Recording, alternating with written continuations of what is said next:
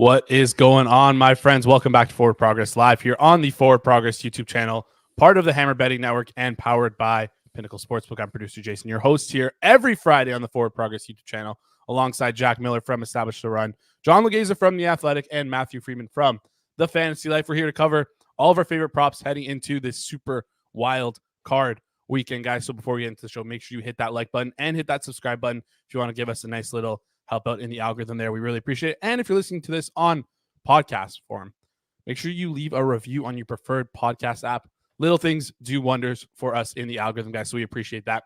We usually like to kick things off right away with best bets here, but with the weather kind of being crazy this week, it's probably a good idea to discuss that here and kind of how that's affecting projections here. So for those who don't know, obviously, the Pittsburgh and Buffalo game, in Buffalo, it's looking cold, it's looking windy.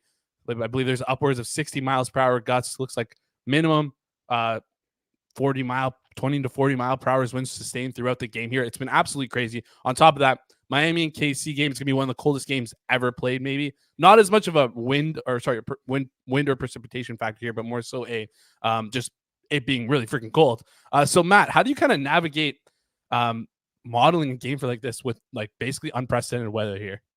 Yeah, so two things. One, I am lazy. So I just generally try to automate as much as I can with the projection process. But then two, I also feel like there's the possibility, the more that I make manual, like the more for me to make a mistake, like an accidental mistake in terms of just like, oh, I coded this wrong, or hey, I think something is going to play out this way, but I'm just wrong. And maybe the projection would have been better if I had just automated it and left it alone. That said, for this week, I've had to go in for like, I think the first time this year and really do some manual adjustments. And it's just because like, if you don't, it is impossible to get the projections low enough to where it is close to the props that we have in the market. So I generally don't like to do it, but man, like you just have to do it this week because especially with the Buffalo game, it's the extreme wind and then you have a high likelihood of snow on top of that. And it really does recall the Bills Patriots game that we had near the end of 2021, where it was just a total weather game. And you had Josh Allen completing only 15 passes. You had Mac Jones attempting only 3 passes. I mean, not like we're going to have a situation that extreme, but this feels like it could be like one of those weather games for the ages. And then Kansas City. Yeah, I've still adjusted down there. Not quite as extreme, but the cold weather with the warm weather team, like that is, I think, going to be pretty intense. And then you still have some wind chill on top of that. So it's not just like 0 degrees. It's like this game feels like it's minus 30. And with the wind, like I think it's like a minimum of 10 miles per hour. There needs to be some adjustment there. And kind of big picture, if you look at outdoor games in the postseason, those have pretty strongly skewed to the under for the past 20 years. And then you add on top of that the extra layers of, okay, what about those games when you've had wind? What about those games when you've had wind and cold weather? It's just like a massive tilt to the under. 15-5-1 to the under in those games for the past 20 years. So like you have to take that into account as well and just kind of lower the expectations for everyone. So I will say one more thing before kicking into the other guys here. I feel like the market is going to be wrong massively, one direction or the other on these games, because like within the lines we have now in the market, there is this assumption that we're facing like an apocalypse weather type of game. And maybe it's slightly better than we expect. And a whole bunch of these overs end up actually hitting. So like I haven't bet into a lot of these lines yet because I'm still kind of like trying to get my projections in a good place and still thinking about the optimal way to approach it. But I feel like even now the market is going to be wrong big in one direction or the other. And then single game parlays is probably the way to try to leverage that incorrect adjustment or like ladder bets or things like that. But like the market is in a really uncertain place with those two games. And that's obviously a very good sign for us, right? As long as we're on top of the news, as long as we're on top of like what's going on and what's happening here, we can take advantage of those of these books. Because again, like I always say this, and a lot of people say this as well, books are forced to make lines. We don't have to bet every single one of them. We get to pick and choose what we bet on here. So there's going to be plenty of opportunity, plenty to decipher through. It's like a little fun problem solving game here. John, any thoughts on let's throw away those 3 indoor games on the weather games here, just in general?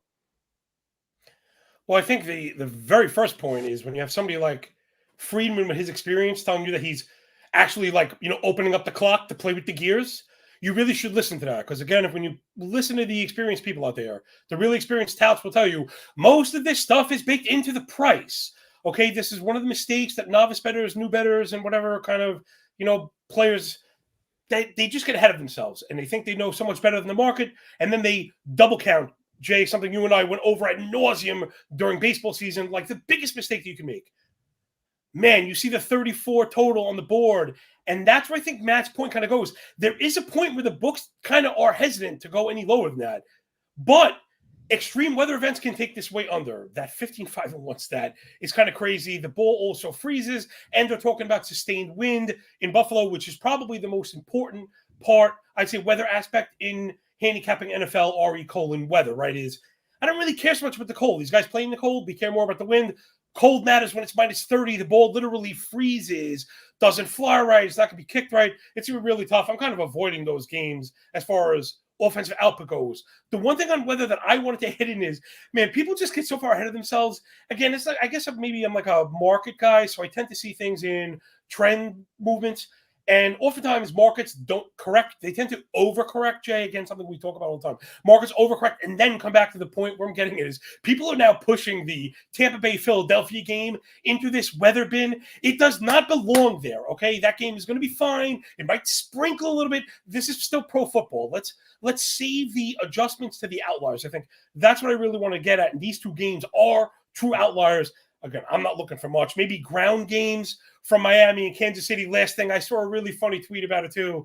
Miami kind of getting their comeuppance. You like to play with the weather and stick your opponents in the 150-degree sun in Miami now. Let's see how you like it when it's negative 40 and you're freezing your balls off in the Kansas City meat locker, man. It's going to be rough out there. Yeah, that's a great point here. And as well, obviously, to note that Philadelphia-Tampa game is also like 36 hours after the Pittsburgh and Buffalo game. So all the information we have right now. The rain's already moved for the exactly. For Yeah, the rain's already moved. Yeah. Just chill. I know people want to get excited about it. Just chill. But yeah, Jack, how do you guys kind of handle adjusting for weather over at ETR? And one more question kind of here. Do you find that I know Matt touched on it earlier, but for in reference to the KC and Miami game, there's not going to be bad precipitation or wind. It's just going to be really cold. Do you find that those games often lead to a lower total as well here, or is it kind of the same as just any other outdoor game? Yeah, we've seen that both play volume and pass rate drops a little bit once you get into these extremely dangerously cold weather type games. So I do think that it's a factor. Maybe not quite to the extent that it is in Buffalo, but I do still think it's a factor. I think what Freedman described as his process for just monitoring the weather games and is pretty similar to what we do at ETR. And I think he makes a good point that there's still so much time before the game. Like we're 2 days out right now from the Buffalo game. And so there's so much time for these forecasts to change. They could improve. They could get even worse. Although honestly, we might be near the floor of how bad the forecast can be. But so I do think it's important to stay on top of that. And same game parlays are probably a really good way to attack these because those, I mean, like the correlation is it has to be mispriced right now. Either the weather is as bad as we're being forecasted and all the unders are good, or it's not and all the overs are good. So I think that honestly, like these are like tail event games, and I think that there's not likely to be like bigger edges. I think that these games are going to present like some of the biggest edges you'll find. It's just that 2 days out, it's kind of hard to know in what direction those edges are. But I do think that once we get a clearer picture, maybe closer to the game, same game parlays are going to be pretty severely mispriced. Yeah, and that's why it's important to kind of have a plan and be as informed as possible before heading into these games and we get more surety on what the weather actually will be. You kind of want to have a plan and process in place beforehand. So when you know which direction the weather is going, you can kind of go on and attack it right away. And just a quick reminder, everyone checking us out live right now, don't be afraid to drop any comments in the chat about process or just about anything regarding the weather games. We'll be happy to answer those questions as we roll along throughout the show. Let's get directly into our best bets here. But before we do, I want to give a quick shout out to our sponsors over at Pinnacle. Pinnacle is the world's sharpest sportsbook, offering competitive odds for 25 years. We preach line shopping on this channel, and with everyday competitive odds, Pinnacle should be one of your available outs. If you're looking to support the show, make sure you use code HAMMER when signing up to Pinnacle, your trusted sportsbook for 25 years. Bet smart. Bet Pinnacle. Must be 19 plus in Ontario. Please play responsibly. And not available in the U.S. Guys, you can drop questions in the side chat box right there. Don't be afraid to also hit that like button as well. A nice little surprise happens when you hit that like button. You get a little football animation there. So if you hit that like button, go ahead and check out the animation there. Let's get right into the props right here. We're going to start off with Matt. You're looking towards the Cleveland Browns and the Houston Texans. A little bit of a fun game here. 2.5 point favorites, 1.5 market favorites here for the Cleveland Browns. Matt, you're looking towards some CJ Stroud unders here, and you're looking towards his interceptions. So tell us a little bit about your handicap. Yeah, so CJ Stroud under 0.5 interceptions is what I'm looking at right now. And let me make sure I'm giving the most up-to-date number on that. The juice on that is for no interceptions, minus 120, like minus 118 up to minus 130. I think there's still a little bit of value there in those numbers. And like, I'll say the matchup is definitely tough going against a Browns defense that is 18 interceptions in 17 games, number one in defensive dropback, EPA, and success rate. But Denzel Ward dealing with an injury that he suffered in practice, so no guarantee that he plays or is 100% if he's active. Free safety Juan Thornhill probably plays, but is dealing with an injury. The direct backup to Denzel Ward, Mike Ford, has been out, and so he's probably returning, but no guarantee that he's fully healthy. So a little bit of a cluster situation in the secondary for the Browns.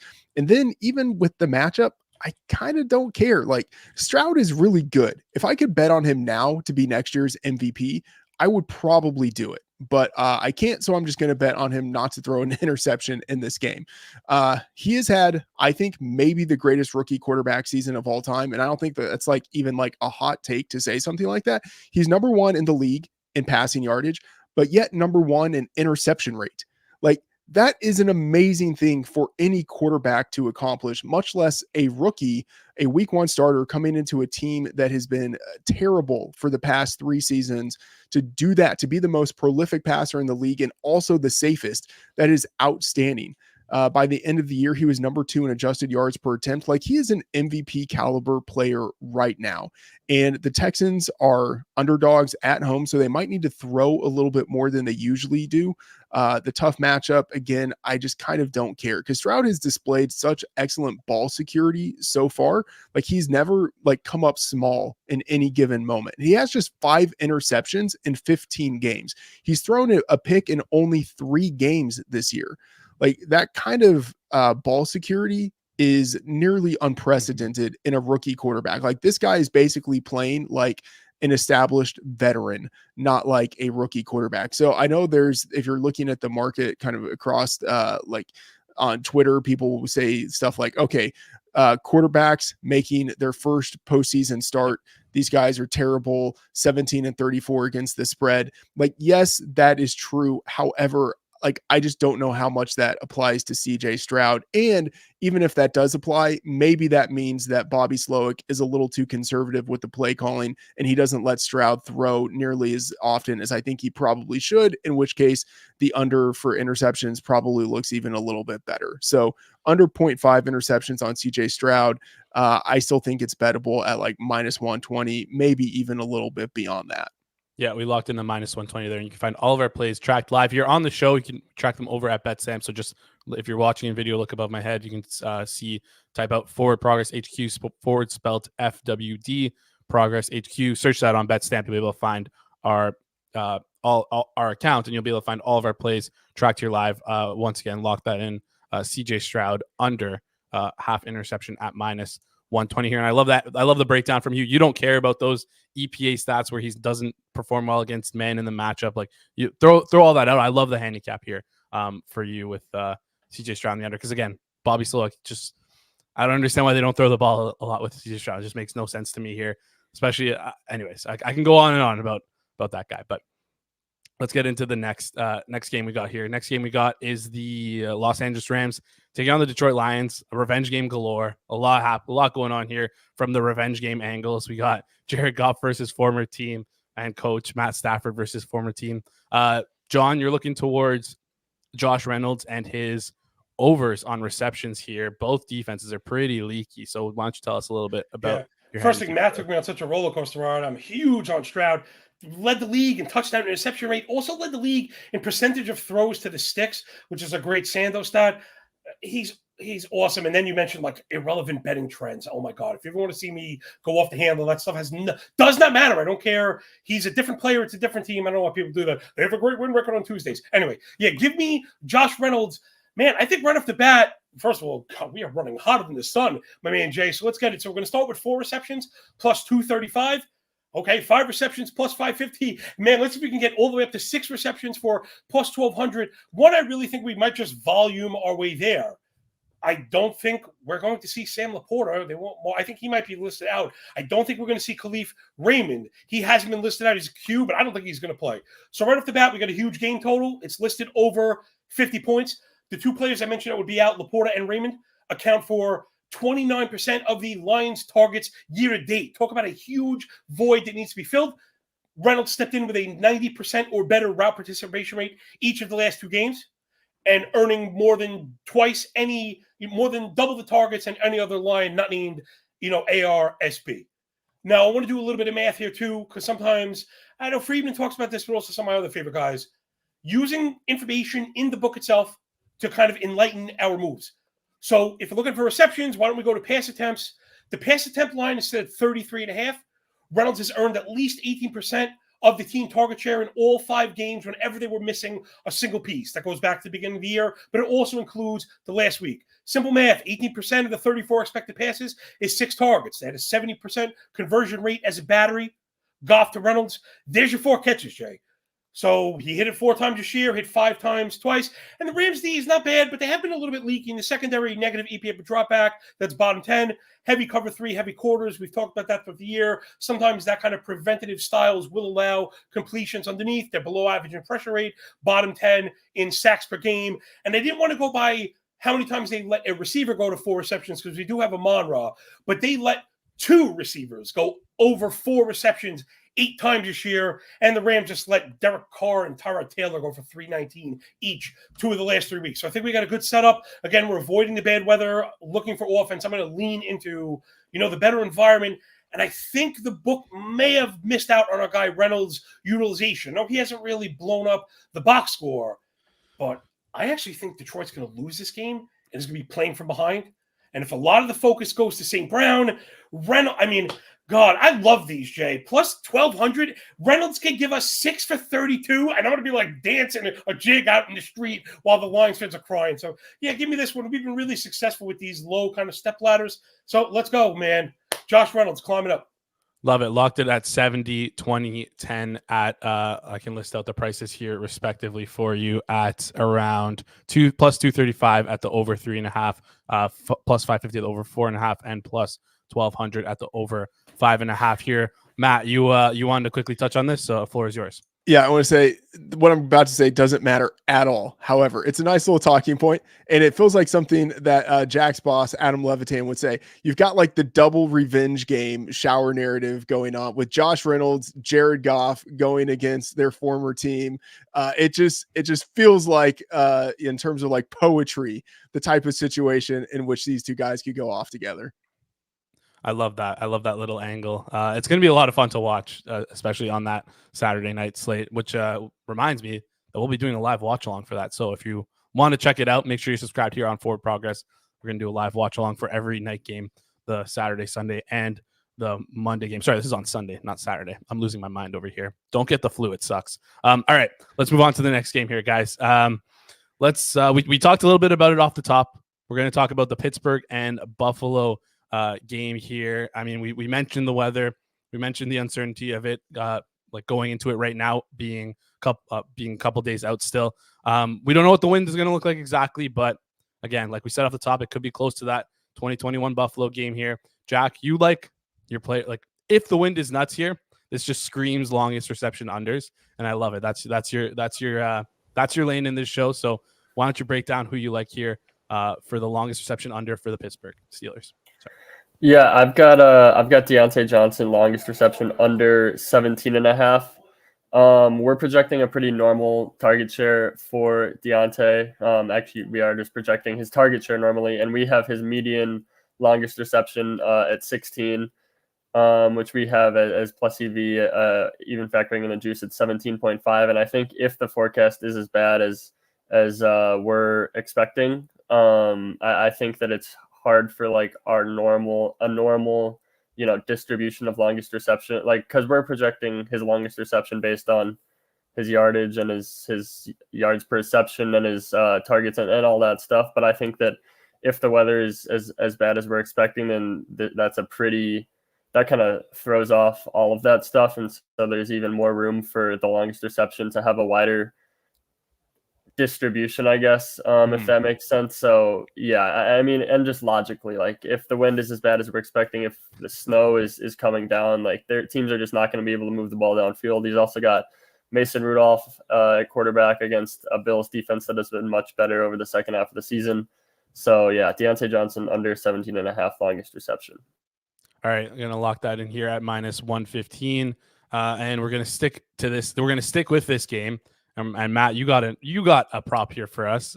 You're sticking with the Pittsburgh Steelers side of the ball, but you're looking at Mason Rudolph, and you're looking at his overs, but not for passing yards, not for touchdowns, but for interceptions. So tell us a little bit about that. Yeah, I have a bit of a contrarian take. I would like to hear what you guys have to think about this. I think that this is actually in which like the rare game in which Josh Allen doesn't throw an interception, but a game in which we actually do see an interception from Mason Rudolph.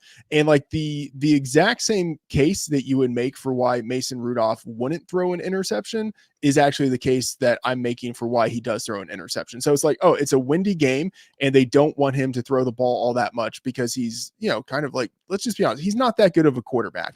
Like that's the case for him throwing an interception because he's a number 3 quarterback and it's a windy game. Like, okay, so let me try to like break this down just a little bit. Like his bad throw rate is 8.7% this year, an incredibly elite number, 74 pass attempts. He has been awesome this year. But like, what was his bad throw rate last year? It was non-existent because he was the number 3 quarterback on the team and he played 0 snaps. Like, what was his bad throw rate 2 years ago? It was 16%, which is like Josh Allen territory. Like, we have a 3-game sample in which he's looked great. We have a career-long sample in which he has proven himself not to be a starter caliber type of player. For his career, his interception rate is 2.4%. Before the season, it was 2.9%. In a game with bad weather in which Rudolph is a dog and will probably need to throw the ball with some aggressiveness at some point, I think that means he's probably going to throw an interception. Unless like the Steelers just go full 2021 Patriots in terrible weather and they let him throw the ball only 3 times.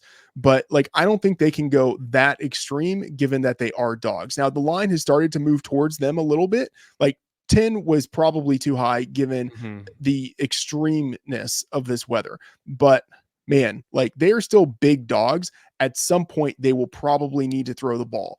And if Mason Rudolph is throwing in weather that's like 20 miles per hour with snow, come on, he's very likely to throw an interception at some point. And this is like not me necessarily like saying like my projections say that he's going to throw an interception. This is just me kind of like shooting from the hip, being like, we have a bad quarterback in a terrible weather game. Like, yeah, he's probably going to throw an interception at some point. Yeah, I don't hate that look either because on top of all this, like you said, he's a bad quarterback. And the biggest difference, obviously, between this game and the Buffalo game from 2021 against the Patriots, this is a playoff game, right? Like the Steelers need to win. And like we got potential, like, listen, I don't know what's happening behind the scenes of the Steelers, but like they didn't have the best year this year. They kind of snuck into the playoffs. If they don't go out on their sword here, I mean, you got to think that they will go out on their sword here. I don't know how else you can't just roll over and die in the playoffs just because there's bad weather, right? So I love that angle here. I don't know if John or Jack, you guys want to touch on this prop a little bit more, but if you do, floor is yours. If not, we'll move on to our next prop. But yeah, he's not very good. He's a double-digit underdog, And the Mason Rudolph line in particular, I know the fantasy guys would be all over it. This is just screaming any kind of regression if this guy does happen to get a nod. Nearly 10 YPA on a 7 air yard per attempt with a double-digit deep attempt percentage. So, they are challenging deep. That's not when they succeeded. They're hitting on these slants, and Pickens just doing all the lifting right now. This guy's just a total regression candidate. Jack nailed it. Buffalo's defense has been a lot better than normal. I just think they're going to be behind. I think Pittsburgh is actually going to be forced to throw in an environment where they don't want to, with a bad quarterback, with the season on the line, where you just have to go for it anyway. Yeah, dude, I think you're getting this one. Love it. Short of him getting benched, I think that was the only one we didn't mention. Yeah. That's a fair point. But if he gets benched, I think it's because he probably threw an interception. They're saying Pickett is healthy, which is just the biggest condemnation of him. And I think it's probably evidence they're going to move on from him, right? If you're, first round, even if he's late or whatever, I don't know. Yikes. Yeah.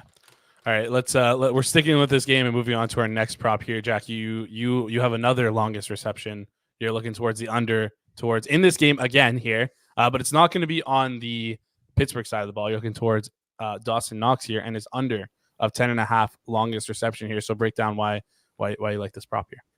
Yeah, it's really just similar logic where we're projecting his target share normally, and then we're showing it under, and then there's the added benefit of all this extreme weather.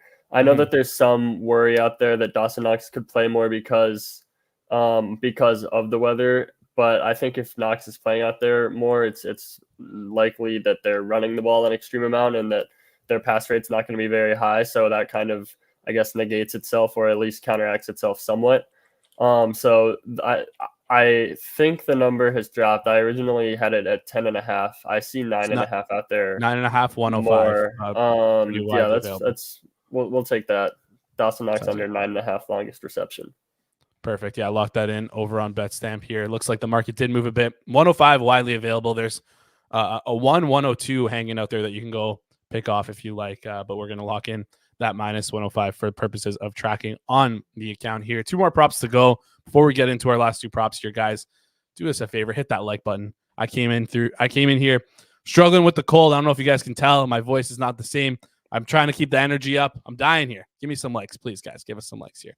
We really do appreciate it. All right, let's move on to the last game on the slate here, the Monday Night Football game between the Philadelphia Eagles and the Tampa Bay Buccaneers. John, you're looking towards Chris Godwin. You're looking towards his over on receiving yards. I mean, this Philadelphia Eagles defense, we've heard a lot about their play calling all year. Hasn't been the same as years prior with new coordinators in. Tell us why you like this Chris Godwin prop. Well, anytime you could mention someone's wife complaining on Instagram and it making a difference, then I'm going to get behind that. All right, let's do it. So Chris Godwin, we're going to do a receiving yards ladder. We're starting at 75 receiving yards is plus 225. Feels like a mispriced right off the bat. Anyway, 100 receiving yards is plus 600. I love that one. So right at the bat, I think schematically, if Tampa does not come in with a purely kind of pass-centric strategy, I think it might happen fast. Remember, this may be the worst running game in the league. They were dead last in yards per game, yards per rush, before contact per rush, and rushing success rate. They had a 28% rushing success rate. That is awful. Mayfield's been, not bad, averaging more than 240 passing yards a game since the bye. But that's 13 weeks ago, so it's not a bad sample. He's averaging more than 250 in the 8 games at home. I mentioned his wife complaining on Insta. That seemed to work because from that point on, Godwin's been the number 1 receiver on this team. Believe it or not, 28% target per route, 29% of the team targets, 35% of the team air yards. He's left Mike Evans in the dust. He's the team leader in targets, receptions, receiving yards, and maybe most importantly, slot work. Keep that one in mind. Averaging 3 catches for 49 yards from the slot in that span. Flip side,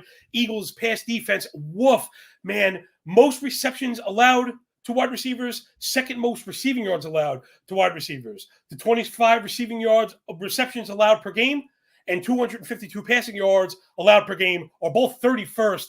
Yeah, thankfully for them, the Commanders play in this league. They are the worst slot defense in the league, and that's where I'm really centering this. So I mentioned Godwin not only getting work on the outside, getting shifted to the inside, getting a lot of work there. Eagles defense, I had to double check this, but I assure you I did. These numbers are accurate. They're allowing, on average, 9 receptions, 112 yards, and 2.1 touchdowns per game to the slot alone. That is ridiculous. Slot receiving, oh my gosh, has been the cheat code against the Eagles. Godwin's gone over the 75 mark 3 of the last 4. The plus 225 feels like a total misprice. I actually also like Evans. I think they could all get there. If you're into any of these like sneaky fantasy playoff things, I think Tampa Bay wins this one. So if you need fantasy production plus kind of movement in one of these tournaments, I actually love the Buck stack because, again, I think that's one of my 2 upsets this week. So give me Mayfield to bake it up with Chris Godwin going for 75. We may even sniff that 100, man. I think he hit $150 the other week. I love that. Lock that in at plus 225 here towards the over of 74. I'm going to have my wife go on Instagram and start tweeting at Rob Pizzola. And then we have over 99.5 plus 600 here for Chris Godwin. Split that up 60 for the lower rung and 40 for the higher rung here. Last prop on the board. Don't know how else to set it up other than it's a kicker prop. So Matt, kicker prop, take it away. Apologies in advance. By the way, I gotta say, I agree with a lot of what John said there. The Baker Mayfield ribs and ankle injury situation is the one thing that would give me pause. So I'm going to be monitoring the injury report. Just, I'm assuming Baker's playing. I'd like to see him get in a full practice, but in spirit, I'm very much in agreement with this. I do like the Buccaneers in this game. They might end up being a money line bet for me. And a lot of that has to do with Godwin and their ability to do some stuff against that Eagles secondary, which is missing Reed Blankenship, missing Sidney Brown, very injured on the back end. So I think that is also like a part of this, to where if Godwin is able to get by the guy directly defending him, he could have some room to run in a secondary that could be playing backups at the very last level. So really interested in that one. I am going with Jake Elliott, the kicker for the Eagles, over 1.5 field goals. And this is available at plus money. Let me make sure I'm plus 110 is what I got. Yeah, plus 110. I think there's value there. I have this projected at plus 1.8. And degenerate sicko that I am, I'm still working on my field goal projection system. I have 4 different methods right now of projecting field goals, and then I average them together because I don't know which one is best, and who knows, they could all suck. But 1.8 field goals is where I have this projected. A lot of this has to do with the matchup. The Buccaneers have allowed 28.6% of the points against them this year to come via field goals. The league average is 23.1. So they're one of the more field goal oriented defenses in terms of how they force teams to score against them. And this is one small thing I haven't really accounted for it at all, but Jalen Hurts dealing with the finger injury. I think that could maybe mean the Eagles are a little less inclined to use him on 4th and down, fourth and short runs, maybe opt for a field goal. I doubt it, but it's possible. And then also, just given the tight spread, Eagles, -3, -2.5, wherever this settles, I think that means that because it's a closer game, we could see Elliott getting multiple late game opportunities, including a chance to tie or to win at the end. And he's been pretty money since 2021, his Pro Bowl season. He's had a 90.9% conversion rate on field goal attempts. If he gets the opportunities, he's probably going to make it. And then, of course, this was a while ago, but week 3 against the Buccaneers, he had 3 field goal attempts and made all 3 of them. So 1.5. Honestly, I'm kind of surprised that this is at plus money. I think this should probably be priced at minus 125. Yeah, lock that in at plus 110 here. And from what I've heard, he is no Lucas Haversick. So don't even mention that guy's name to me. Okay. Oh, good inside joke. If you've been tuning into the channel for the entire year, that's a good one there. Sorry, I just have to bring it up here. And I need to ask Jack when ETR is coming out with the kicker model. Are there any plans on the kicker model soon, or nothing on that end? I don't think that we have any specific plans on that. I'll leave the kicker expertise to Freedman here. Leave that to Freedman here. No, they're not going to work on the kicker model until Adam Levitan is satisfied with the gender sex model that they come up with. They have a ton of models in development that have nothing to do with kickers. The kickers are on the bottom rung for them. Yeah, pumps matter. We know, Jack. We know. All right. Well, that just about does it here for us on the Forward Progress prop show for this super wild card weekend, guys. Quick reminder before we head out here, if you can, hit that like button, hit that subscribe button. Does a lot for us in the algorithm. And also, I talked to YouTube. They set up a little bit of a special animation. If you hit the like button, try it out. Hit that like button below. And like I mentioned earlier on the show, we'll be running live streams here on this channel for the Saturday night game, the Sunday night game, and the Monday night game. Watch alongs. We've been doing them all year. They're a lot of fun. So if you haven't checked those out, make sure you do. And then finally, Saturday morning, Rob Pizzola will be live for the pizza buffet. We're moving it from Sunday to Saturday morning, so we can get all those games in here. He's going to be running through the entire Super Wildcard Weekend board right before the Saturday games start. Going to be running through all of his favorite bets, that are still available on the board for you guys here for this Super Wildcard Weekend. So if you're looking for best bets late in the week, that's your spot to be. But if you want to be notified when we go live, make sure you are subscribed here on YouTube. We'll be live at 11 a.m. for that. Also, go check us out on Twitter at Forward Progress HQ. On Twitter, it's spelled FWD Progress HQ. Where if any information about this channel, guys, just be subscribed and be following us on Twitter. You'll be up to date with everything there. So, guys, thank you so much for tuning in. We really appreciate all your support. Thanks. We appreciate it. Don't forget to hit that like button before we head out here. So for myself, for John, for Jack, for Matt, this has been Forward Progress, powered by Pinnacle on the Hammer Betting Network. Guys, good luck on your Super Wildcard Weekend bets.